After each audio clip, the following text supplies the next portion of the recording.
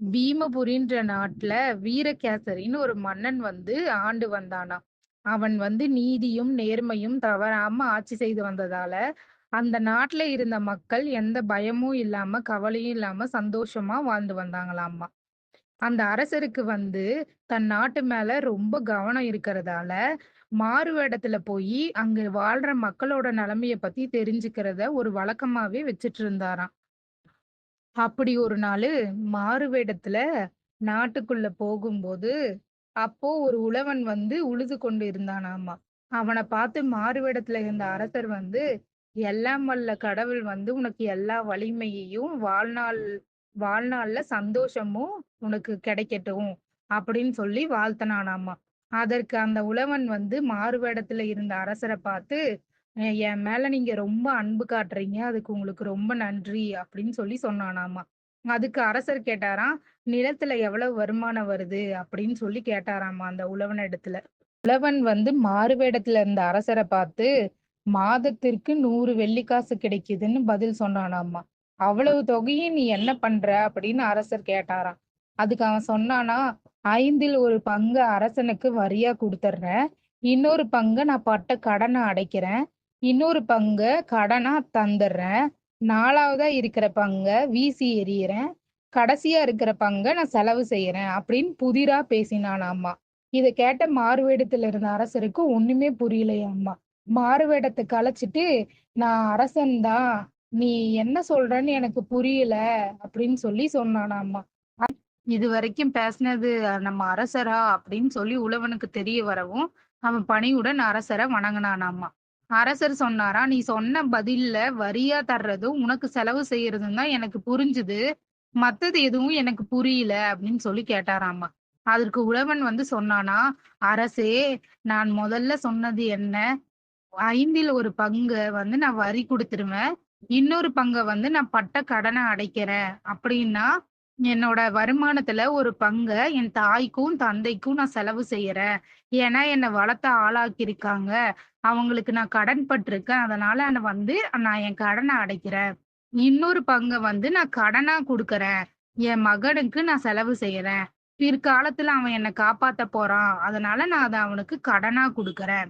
அதுக்கப்புறம் இருக்கு நான் சொன்னது, ஒரு பங்க வந்து நான் வீசி எறியறேன்னு சொன்னேன். அது வந்து என் மகளுக்கு நான் செலவு பண்றேன். ஏன்னா, என்னைக்கா இருந்தாலும் அவ இன்னொரு வீட்டுக்கு வாழ போறவ. அப்ப அந்த செலவ வீணா தெருவுல தான் எறியுறேன்." அப்படின்னு சொன்னானாமா. அந்த உழவனோட பதில கேட்ட அரசனுக்கு, "இவனுக்கு இவ்வளவு அறிவு கூர்மையா? இது நல்லா இருக்கே!" அரசர் வந்து உழவன் கிட்ட, "இந்த விளக்கத்த நான் இல்லாம நீ யார்கிட்டயும் சொல்லக்கூடாது. அப்படி சொன்னீன்னா உன் உயிரே இருக்காது." அப்படின்னு சொல்லிட்டு அரசர் வந்து கிளம்புறாராமா. அரசவைக்கு போன அரசர் வந்து இந்த புதிர எல்லார்கிட்டயும் சொல்லி விளக்கம் கேட்டாராமா. இந்த புதிருக்கான விளக்கம் யாருக்குமே தெரியலையாமா. அப்ப அரசர் சொன்னானா, "இந்த புதிருக்கான விளக்கத்த தர்றவங்களுக்கு நான் 1000 பொற்காசுகள் தருவேன்." அப்படின்னு சொல்லி சொன்னானாமா. அரசர் இப்படி சொன்னதுக்கு அப்புறம், இந்த அமைச்சர் கூட்டத்துல இருக்கிற ஒரு அமைச்சருக்கு தெரிஞ்சிருச்சாமா. இந்த உழவன் தான் இத சொல்லியிருக்கான் அப்படின்னு சொல்லிட்டு. அதனால என்ன பண்ணானா, அரசோட நாணய சாலைக்கு போய் புத்தம் புதிசா அச்சடிச்சிருக்கிற 500 பொற்காசுகள எடுத்துக்கிட்டு, அந்த உழவன் கிட்ட போனானாமா. கண்ண பறிக்கிற ஒளியோட அந்த பொற்காசுகள் இருக்கிறத பார்த்த உழவன் வந்து, "சரி, அரசரை எப்படியும் சமாளிச்சுக்கலாம்." அப்படின்னு சொல்லிட்டு அந்த பொற்காசுகள் எல்லாம் வாங்கிட்டு, உண்மையெல்லாம் சொல்லிட்டானாமா.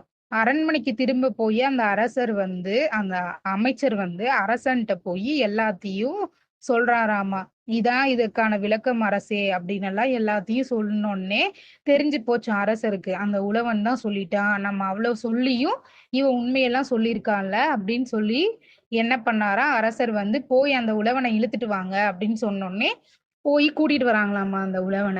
உழவன கூட்டிட்டு வந்ததுக்கு அப்புறம், நான் உன்கிட்ட எவ்வளவு சொல்லாதன்னு சொல்லியும் நீ சொல்லியிருக்க. உனக்கு எவ்வளவு திமிரு இருக்கும். நீ நீ உன் உயிர் பறிக்க போறேன் நானு." அப்படின்லாம் சொல்லி அரசர் ரொம்ப கோவப்பட்டாராமா. அதுக்கு உழவன் வந்து பொறுமையா, "அரசே, நான் சொல்வத கொஞ்சம் கேளுங்க." அப்படின்னு சொல்லி சொல்லிட்டு இருந்தானாமா. "நான் இல்லாம யார்கிட்டயும் நீ இத சொல்லக்கூடாதுன்னு நான் சொன்னேன்ல." அப்படின்னு சொல்லி அரசர் கத்துனாராமா. அதுக்கு அந்த அமைச்சர் வந்து கொடுத்த பொற்காசுகள வந்து அரசன் இடத்துல உழவன் காமிச்சானாமா. "இந்த பொற்காசுல பாருங்க, ஒரு பக்கத்துல உங்களோட உருவம் போட்டிருக்கு. இத பார்த்துட்டு தான் நான் அமைச்சர்கிட்ட சொன்னேன். அப்ப நீங்களும் அங்க இருந்ததா தான அர்த்தம் அப்படின்னு சொல்லி, இந்த உழவன் எப்படியோ சமாளிச்சுட்டானாமா. இவனோட அறிவு கூர்மைய பார்த்து அரசன் வியந்து போயி பல பரிசுகள குடுத்து, அவனோட உயிரையும் காப்பாத்தி அந்த அரசர் வந்து அனுப்பி வச்சாராமா. உழவனோட இந்த அறிவு கூர்மையால இன்னைக்கு அவனோட உயிரே காப்பாற்றப்பட்டிருக்கு. இதுல இருந்து என்ன தெரியுது? ஒருவ ஒருத்தவங்க கிட்ட இருக்கிற அறிவு வந்து ரொம்பவே சிறந்த செல்வமா இருக்கும். அது தக்க சமயத்துல நமக்கு உதவும். அனைவருமே அத வந்து மேன்மேலும் வளர்த்துக்கிட்டே போணும். தேங்க் யூ ஃபார் வாட்சிங்.